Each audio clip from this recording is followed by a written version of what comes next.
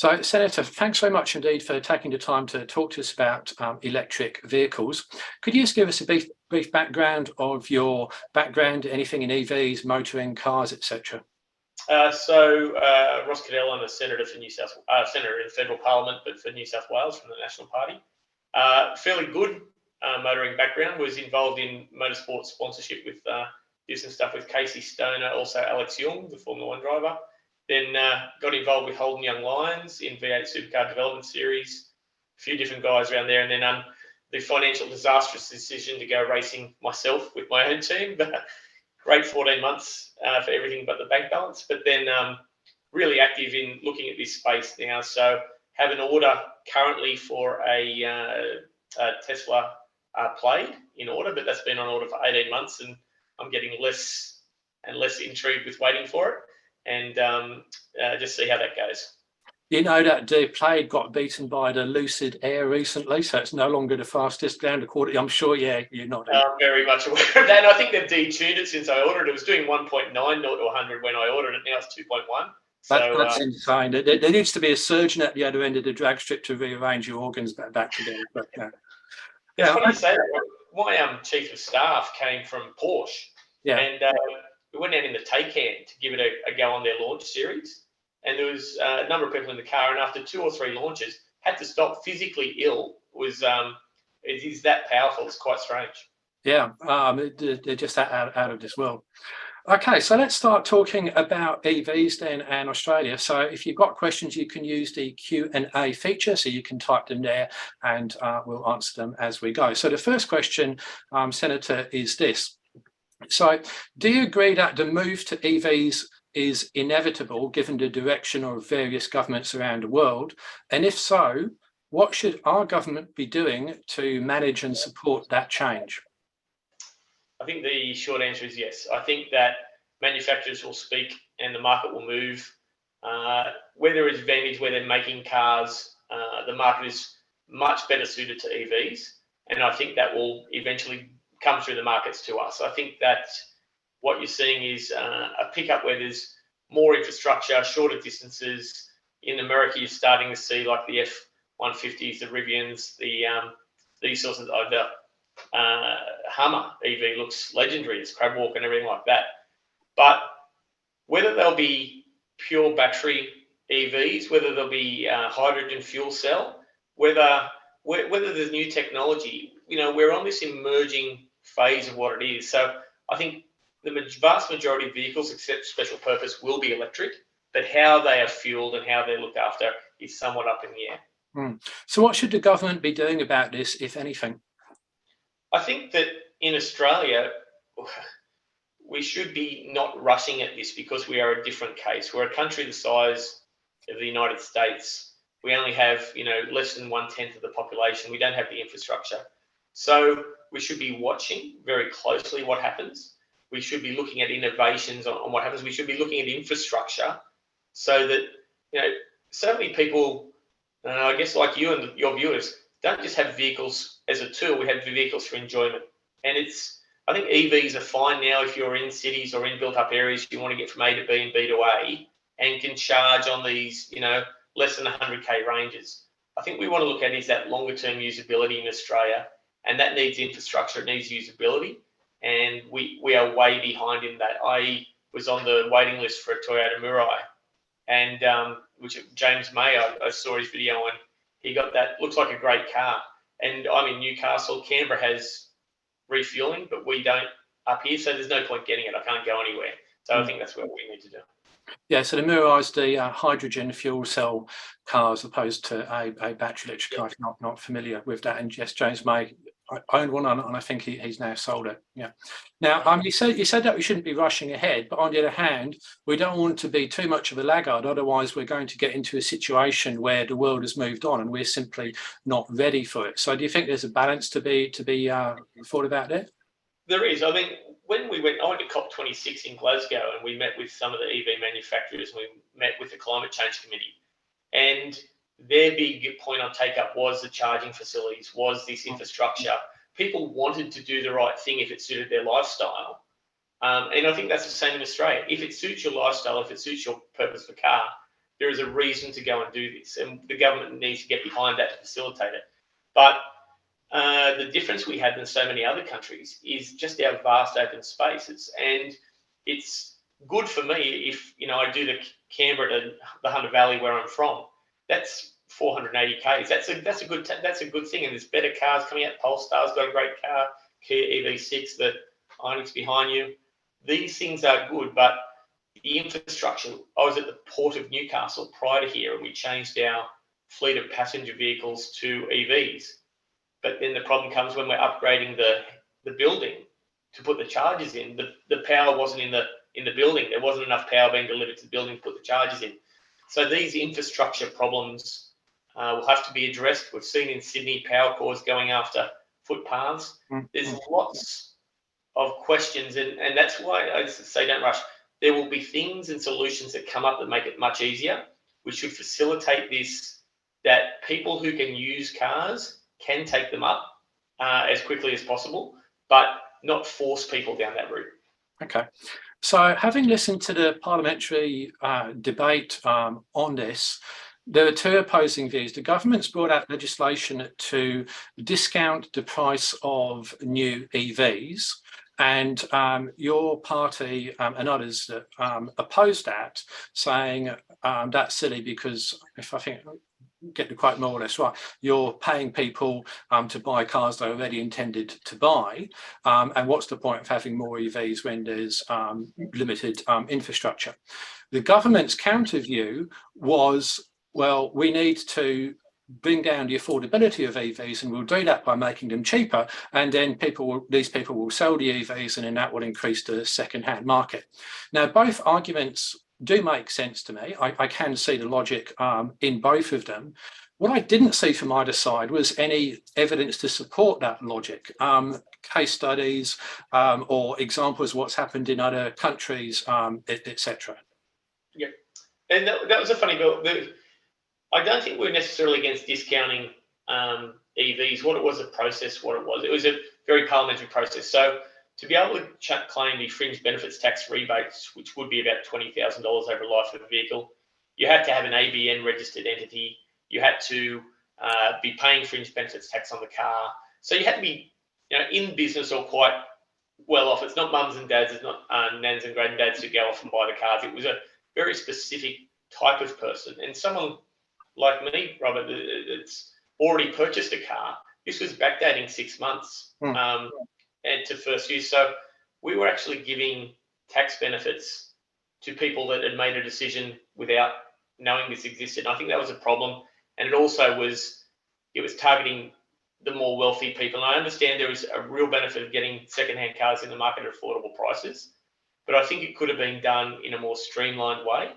And then there is that case of how much money goes in. Do we get more vehicles being purchased if they are more usable by putting that money into infrastructure? And that was where, on balance, we came down. And that was from stuff like the Electric Vehicle Mob and Climate Change Committee in the UK, that's saying the single determinant from them was usability. And if you're looking at Australia per se, we are a small market for many of these manufacturers. And in scales of economies of scale on these things, the market will be much bigger in the world than they are in Australia. And I think prices will come down because of world demand much more than it will be in Australian demand. Yeah, makes sense. I guess it's a real chicken and egg. You build the charging infrastructure and then people will buy EVs, or you get people to buy EVs and then that drives people to build a charging infrastructure. It's which is which. I mean, I think personally, I would come down on your view, which is build, because I've driven EVs in rural areas there, and there's just not enough, and that's kind of what's holding me back from buying one there as well. Now, another question is, do you know if that bill only applies to one EV per person or household? Because many households are multi-EV now, and given that they're typically used for short trips, I'm not sure. I'd say there's maybe an argument for it applying to one per household per person. It applies to the fringe benefit tax application. So a person gets fringe benefits tax on one vehicle, but if there's multiple people in the house, I think they can both get FBT exclusions. But it's not the days of old Jaguar where you bought two, one to drive, one to put in the garage, or one to put in the shop. But it's it is available for that, only that SPT, and that's where we did have a problem with it, because especially at the bottom end of the market, where there are people able to go out and buy cars that wouldn't necessarily be in that SPT area, they should be getting some benefit too if we're going to try and make them more attractive. Yeah. Okay. Now, so the plan from your side is to increase the amount of chargers and infrastructure in rural areas. What does that look like? So, for example, if you've got X amount of money, you might be able to put in, let's say, 4 medium chargers of 25 kilowatts, or 2 of 50, or maybe 10 amp ones, etc. There's kind of a trade-off then. Whereabouts would you put it? So, for example, we're seeing that the major freeways between cities now pretty well served. We put grants out there. Just talk us through what that might look like. And this is the problem. It is, we've still got areas in rural Australia on main roads where there's telephone signal black spots, let alone charging infrastructure. So where do you put them is based on the real experience. Talking to you prior about your experience with the car and towing and your ranges, that real world experience will tell us where are people using the cars, where are they registering the cars, where are they driving to. Mm-hmm. And I think you'll see a growth into the Bathursts and the Oranges, people from Sydney, people from capital cities driving that 3 or 4 hours in that range. They'll be first, and then there'll be satellites come from there. I think you'll see a very hub and spoke approach. And when it comes to numbers of charging at stations, that's the question. The last thing you want to do is get somewhere and find that you're third in line, and you don't have to wait an hour to charge. You have to wait 3 hours to wait for an hour to charge. That is all a part of that recharge anxiety that we see with people, and that usability. And this is why I'm still not out the hydrogen phase, especially with the work that Volkswagen and Kraftwerk are doing. I don't think the fight's over yet on what sort of electric vehicles will be dominant in the long term. But the opportunity for Australia is there. If we're talking more and more renewables in regional areas, we're talking up to 28,000 kilometres of transmission infrastructure. And this is, if we're talking solar, if we're talking wind farms, they will be regionally based. The opportunity does come to do short haul transmission lines to these areas.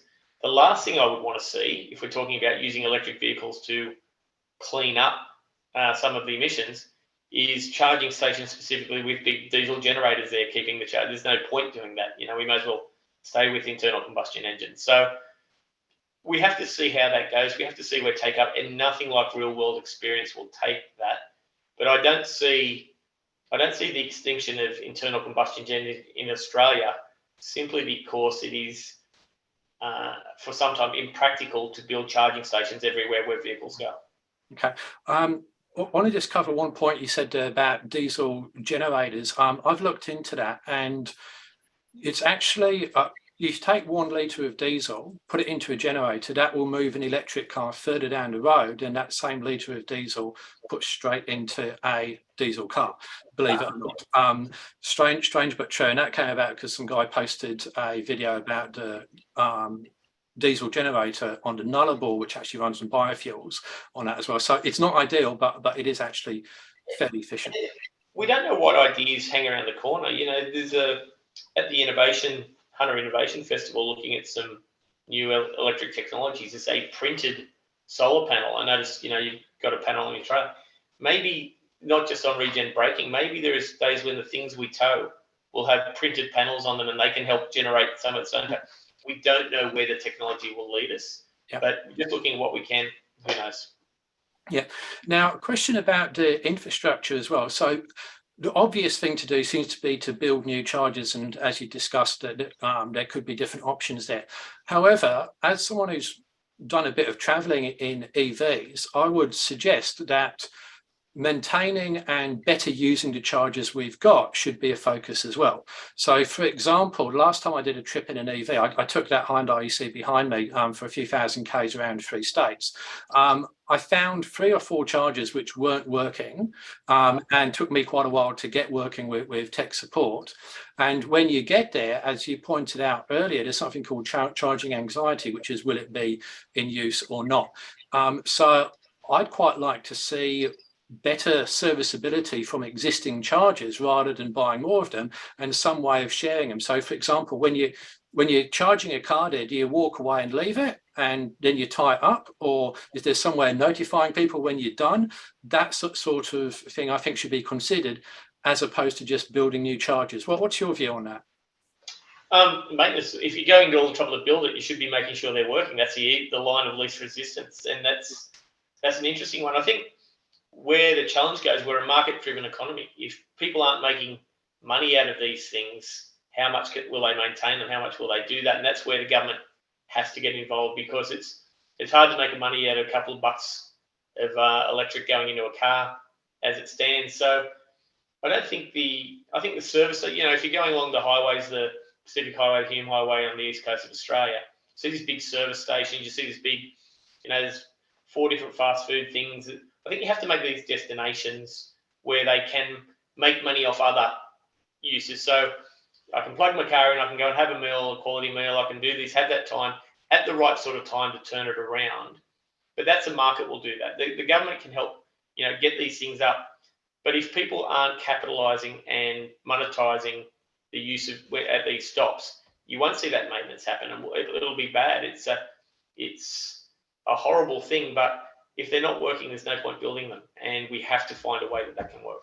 Yeah, that was my view as well. I thought, well, how much money they're going to make from it? Because some of them, you look on PlugShare, which is, for everyone's benefit, the best app for look to find any charger anywhere in the world, let alone Australia. You see many of them have got maintenance signs up, sometimes for weeks or months, and you just never see that at a server. A pump goes down, someone's on it, within minutes fixing it. So. It's not just the same on chargers. I mean, I watched the Toyota Mirai, the hydrogen car fuel guide on Facebook group, and they're largely across the west coast of America and California. And the number one complaint there is the number of hydrogen pumps that are just not working at any given time. It's a real drawback. Yeah, okay. Now, the government gains a lot of revenue out of the fuel excise, and that's going to dissipate as we move to electric vehicles, and that will surely leave a big hole in the government coffers. What's your view as to how that revenue stream should be replaced? Look, fuel tax for both state and federal is a big, and road tax is a big earner, but it is just a tax. It is causational because we can link road funding to fuel tax, but it goes into general revenue, and the money for roads and things are taken out of general revenue. It's just an expense that has to be balanced by the government of the day. It can be a user fee, an annual user fee. It can be through registrations with the state. It can be just higher income taxes or GSTs. There are many different ways. It just goes into general revenue. But what we have to realise is that as a whole, these cars are heavier. They can have a mass effect on the road, slightly more than current passenger vehicles. It's funny, we were talking about this, about which side of the road cars drive on. And in ancient Rome, they could tell which side the carts went on, because the carts leaving the quarries dug bigger holes in the road than the carts coming into the quarry. So they went that way, and that's the same here. This will have an increase, however slight, on road maintenance and road funding. We'll have to build them to the higher spec as things get heavier, if they are battery powered cars everywhere. But it's just general revenue, and fuel tax will go, but that will be replaced in some way, shape or form by the government of the day. But I don't see a significant problem there, because there are other ways, there are other means in general revenue. Okay. The government has lots of money. Yeah. Now, a big concern from people that follow me, who are full drivers, towers, tourers, that sort of thing, is being wedged off their vehicles with nowhere to go. Generally, the people that follow me, they're not anti-EV, and they would, by and large, happily buy an EV tomorrow if it met their needs. But there's couple of things stopping. One is the cost. They're significantly higher than ICE cars at the moment. Two is the sheer ability. There's only one production EV of any significant off-road capability in the world. That's the Rivian, which isn't available here, won't be for a while yet. And there's only a few that can tow the F-150. And when they come here, the range will be extremely limited unless we get we need a technology step change there, and solid state batteries is something not going to happen for a while. So the concern for these people is, yeah, look, we're not against EVs, we believe in the climate, etc. What we don't want to be, as these people are saying, is in a situation where they are forced directly or indirectly off the likes of diesel four-wheel drives, which they may have run for 10, 20 years, with nowhere to go because there is no alternative that will tow for them, four-wheel drive for them, etc. What would the government do to, I guess, protect them from that so that it can still run the vehicles if there is no alternative for them to move to EVs or hydrogen or something else? It's a very interesting point because that's where there's a state, territory, federal overlay. And we've seen ACT, I think by making up numbers now, it's either 2030 or 2035. They've said there'll be no petrol vehicle sales allowed. Now, you know, there's an old farmer saying in the National Party, you can't have good weed control if your neighbour doesn't have good weed control. And people just get an address in Queanbeyan, they'll go across the border. This is not something that will be put there. But this is compulsion. We cannot have people forced to buy vehicles that don't work with their lifestyle. That's number one. This is where we go in Australia. I went right back to the beginning. We can influence, we can encourage, we can build infrastructure to make things better, but we should not be getting to a point in Australia where we outlaw, where we change, where we ban vehicles from the road and registration until the equivalent usage is available in electric vehicles or other vehicles. It's a bottom line. If, you know, we spoke about towing. My son, I'm a full-time sponsor and part-time mechanic for my son's go-kart team going around and racing. And I notice I'm in between Everest at the moment, so I've got a Tiguan. I notice a difference in towing. Like the fuel economy's down, it feels hard to tow, but I know that I'm going to get more than 150 Ks out of it. It's not that bad. And if I wasn't going to get more than 150 Ks out of it, there's petrol stations everywhere. Now, that is my lifestyle. That's what I want to do. These are the things I need. If I can't do that with an electric vehicle in Australia, I should not be forced to change. If I'm out bush, if I'm on sand, if I'm doing these things and I run out of petrol, I can phone someone, a mate or someone, I can get someone to bring me something like that. Now, that's bad planning by me, and I get that. I can carry a spare tank on the back. But these people, and nothing like, you know, grey nomads, as we call them, travelling around, having these great holidays, going across all Australia, spending money in Australia, buying vehicles, buying caravans. You know, we don't want them to be grey no fuels. You know, they need to be able to live their life, have these things, do their hobbies safely, and they should not be forced out of what they do until there is a fair equivalent at a comparative price. I don't say the same price, comparative price. And we saw this going into 2 elections ago, where we joked about Land Cruiser tax. These vehicles are, you know, good tow vehicles between $60,000 to $120,000, $130,000. These people will be in the market and will be buying these vehicles. They've got the cash when they are there. They are not there yet. Yeah. Yeah, I agree with all of that. And it's interesting that what I found, I'd like to know your view on this. Do the people advocating for EVs understand the towing, touring, long distance driving lifestyle and work style, or generally not? What's the general view of the EV advocates? I can't speak for everyone. I hate to put words in other people's mouths. I think they understand it, but it's not where the majority of their people are. You know, we have to realise, for a very large country, we are heavily urbanised in the capital cities and regions. And so this is why I'm in that, because so many problems with the world are put onto regional people, and people like to spend time in regional areas because there's not enough of them, and we can't speak. And we have to have this say, because But there'll be inner city problems. So many inner city places don't have garages. How do you charge something when you don't have a garage? I know council in Newcastle talk about putting them on power poles now in public areas, so you can have charges off power poles. There are many problems, not just regional areas, but they are understood. I just don't think they're heard or cared for. If I can pander and yell and EV and everything's green and the world's going to be wonderful and you're not going to pay for fuel for 80% of the population, 70% of the population, do I care about that 30%? Is some of their thinking, am I going to address it? And the answer is there's no answer there.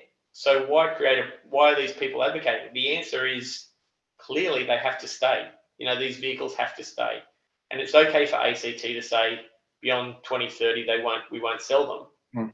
Because ACT's, a chip and a putt from one side to the other. But there are people who live there who like to go and do these things we love in our vehicles. I mean, regional people, like anyone, will drive 5 laps around the block to park 20 metres from where we want to go.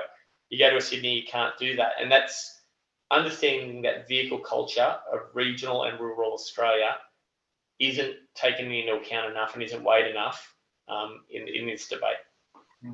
And yeah, speaking of one point, I forgot there was I'm yet to see a EV charging point in Australia which is good for trailers, because what I found is you've either got to drive up over the curb or unhook, and unhooking and coming in there. And I can just imagine partway through unhooking the trailer, some sort of backs their car in and starts charging just as you're winding down the jockey wheel.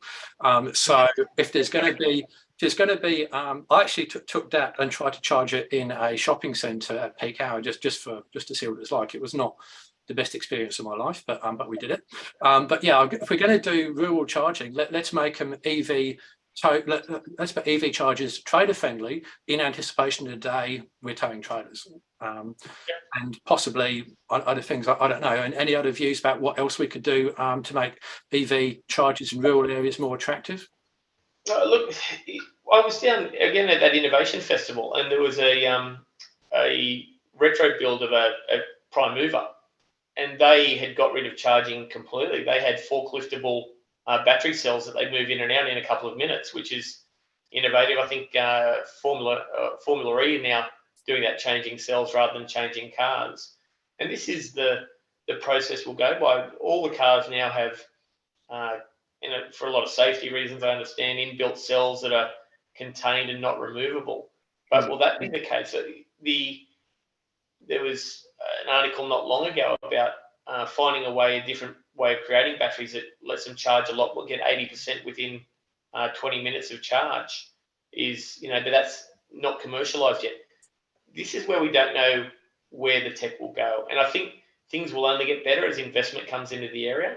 But we're not at the final point yet. But I think 10 or 15 years will be amazing, the technology leaps we have, and how we're doing it. And we might look back at this and say, miss the boat entirely. We didn't see that coming. But at the moment, there's just exactly all those problems and that US study. Well, I think it was at the Rivian or the F-150 where they were towing, and they went halfway across America, 4,500 things, and they were getting 150, 160 Ks a stop. Yeah. And I think they were towing a Mustang at the time. It's not good enough for long distance things, and if you put caravans, it just isn't practical at the moment. Yeah, exactly. That J-Pod behind me is it's a really small caravan. You can't really get much smaller than that and call it a caravan. And it about halved the range. I've got all the stats in the video there, but yeah, it's not. We need that step change. But they're great towing. You would have enjoyed towing in that. Oh yeah. Look. Range aside, the electric vehicle is superior to the ICE vehicle for towing in every way. The only thing is range, but that's kind of a showstopper. Yeah. Now another question is there's a massive car industry in Australia servicing many mechanical shops, etc. Now, if we stop to think about it, pretty much all of that industry, car servicing industry, is built on the internal combustion engine, which is hugely complex, and things like the transmission. Now we move to EVs. We've got an incredibly simple motor, which takes virtually no maintenance. We don't have an automatic gearbox. It's direct drive. We don't even have a clutch. Pretty much there's not much to do you don't even have to worry about the brake pads because you use regen and they don't wear out. So apart from checking the tyre pressures and the cabin air filter, there's not much to do. So that means that a large amount of businesses aren't going to have much revenue or work to do. What, if anything, should the government do about that? Or is that just market forces and what will happen will happen? I think there's a long transition and lead time on this. You'll see the percentage of cars move to EV, and you'll see a lowering of this. And there's two things. There's the private tradesmen, the private mechanic workshops, and they will continue to be neighbourhood based, and they'll continue to do what they do. And they have a long time. Cars have a long longevity now, and they stay on the road. But what you're seeing in dealerships with their big service things is going to this agency model where they become less dependent upon being supported by themselves because they're largely owned and controlled by the factories. And that's been a real change. We're seeing some legal case. I think Mercedes got a court case going now about how that agency model goes. And we'll see that. But you're still going to have special purpose vehicles. You're still going to have commercial vehicles. You're going to have trucks. You're going to have mining equipment, all these different things where those skills are still handy. So there isn't a problem with end of career jobs in that area. It might be a wiser decision to put less people into apprenticeships going forward, but I don't think you're ever going to have a problem with end of career because I'll go back to the race team. Even when we had the V8 supercars, it was largely plug and play. It was more fitter and turner skill than it was mechanic. It was quite an interesting change, and I think that's what you're going to go to is very much part replacement, plug and play, those sorts of things. And who knows, we might even get back to the good old days when you can do it yourself in your own garage. That might be a hoot. Yeah. Bring back carburetors. So basically what you're saying there is that the change will be gradually enough. There's probably no need for the government to do anything. And it's could I draw an analogy there? If what you're saying is the change from pure mechanical to electronic cars, because we go back 40 years ago, there weren't any ECUs. Now you do need ECUs, and we've gradually got this. That's how you see the transition to EVs happening. It is, and look, you won't want to.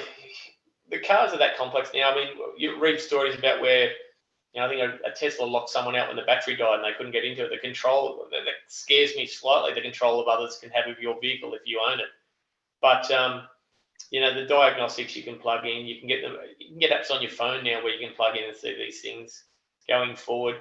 And I think we'll be talking about suspension. We'll be talking about body parts. We'll be talking about those things alone, and the rest of the car you won't want to touch. Yeah, exactly. But I mean, so to be fair, that's true of modern cars generally. It's nothing to do with EVs. We're increasing. I mean, AEB is going to become standard now, and that's going to make modifications to the front even more difficult than it is at the moment, etc., etc. So it's not an EV specific thing. Yeah, no, and it's the way it goes. It's not necessarily a great thing. It's one of the great father-sons tinkering on something, and that's why great time with the son building go-karts. It is old school, do what you want on it, but I think that's one of the things that we lose from our lexicon unless there's going to be a lot of historic registrations running around. Yeah, exactly. So as a car enthusiast, do you find EVs exciting or not? Yeah, I do. It's I think that everything has their role. When you're talking about production cars that can do 0 to 100 in 1.9 seconds, I long loved McLarens and Hurricanes, and the Play eats it, the Taycan eats it. What is the one that Hammond crashed? Those things. Yeah. They are exciting motor vehicles. They are fun. You can drive them, you can steer them. Now we'll see that application go back to a track day. If you're going to be caning it and having a track day in a car now, are you going to have a 3-hour lunch while you charge it? Fine, I'll have a 3-hour lunch while I charge it and have a go in the afternoon. That will change on that. When we're talking four-wheel driving and recreation, those things, the torque that's available, will find new ways to do different things in those ways.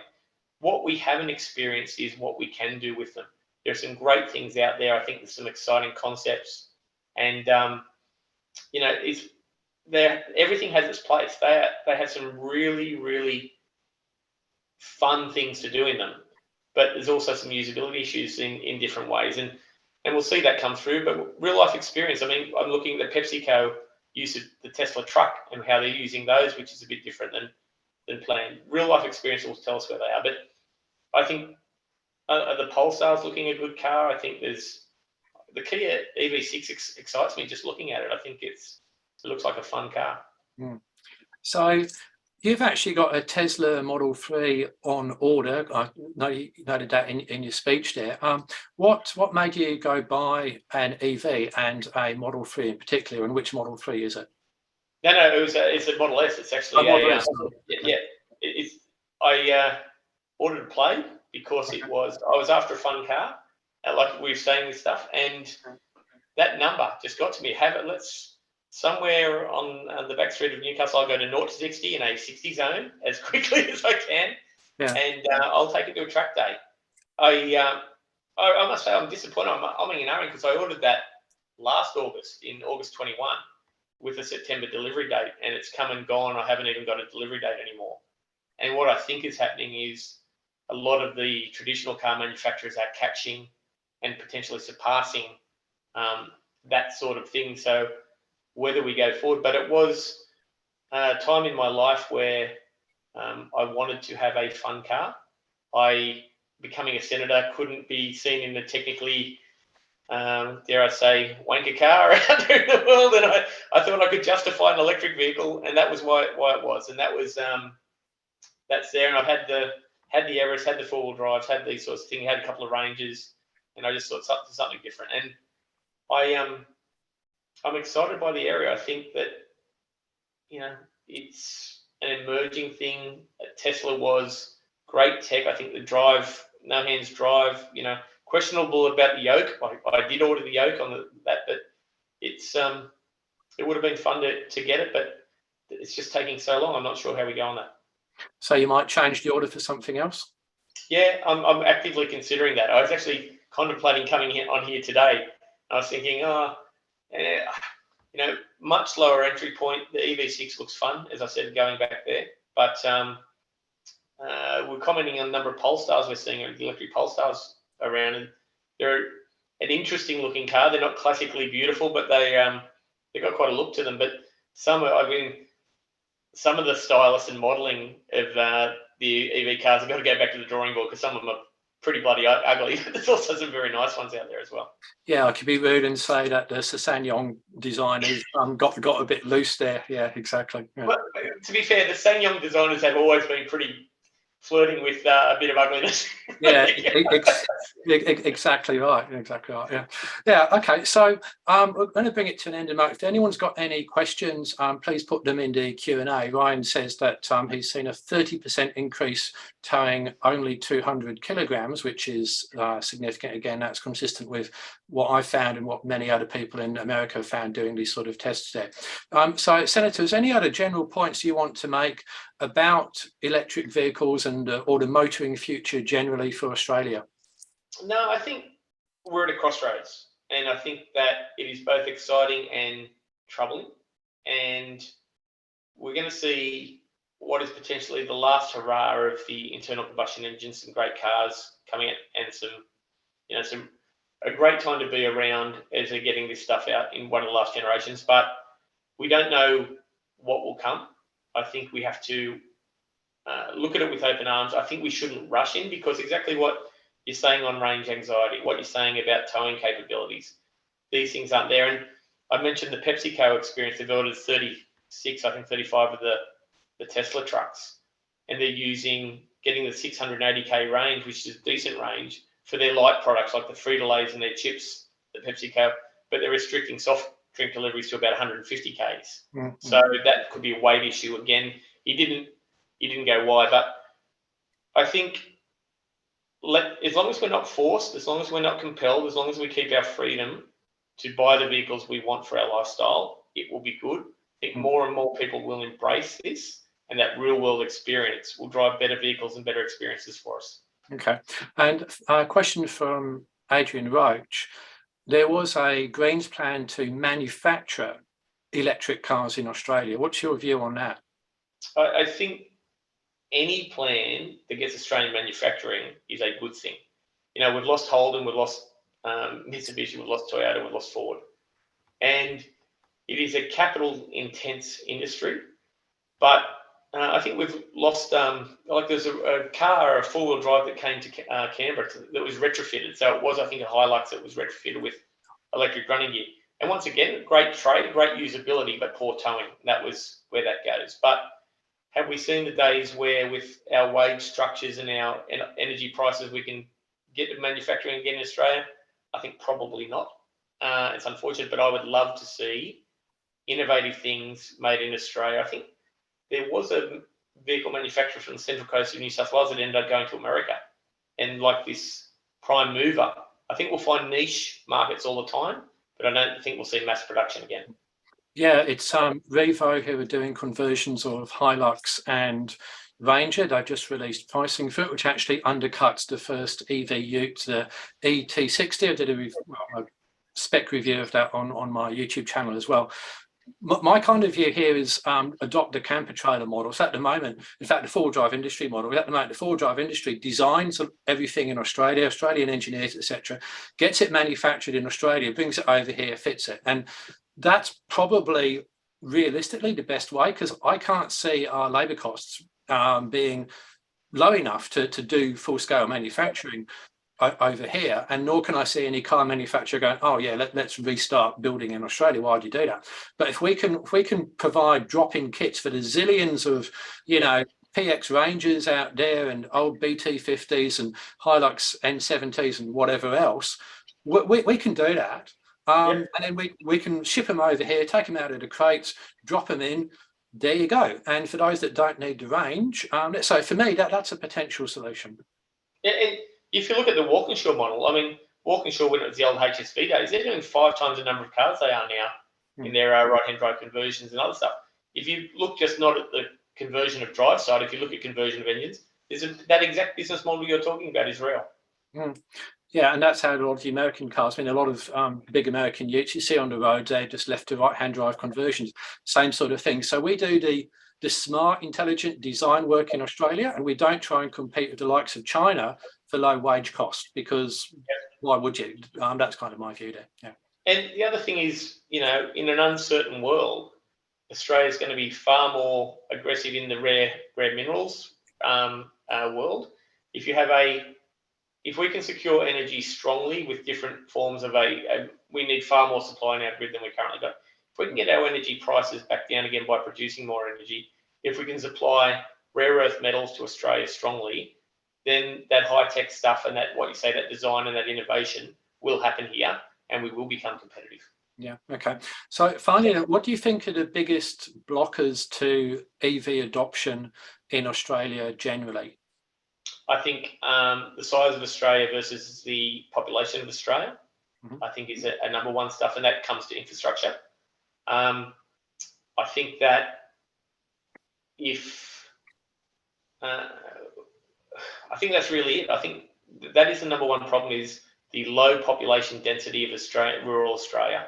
It's that if you're going to drive you can't drive Brisbane to Sydney, probably get from Sydney to Melbourne maybe on some of the longer range stuff. That's a bit of a push. No, you wouldn't get Sydney, Melbourne. But without that infrastructure, without the confidence people can have to drive where they want, when they want, to charge how they want, I don't think there is a proper case for all of Australia to convert yet. And, you know, we don't just use cars coldly and clinically as tools. They are enjoyable. They are part of our lifestyle. And we need to be able to use them as we see fit. I think that's a real problem. Right. Well, Senator, thank you very much indeed for taking the time to talk to us. Very much appreciated. This will be up on my YouTube site in a few days, and wish you all the best of your parliamentary career, your Tesla order, and your track days, and your go-karting mechanic and sponsor career. Thank you very much, Rob. Have a great day. Lovely to be here. Thanks for the time. Thank you. Bye. Bye.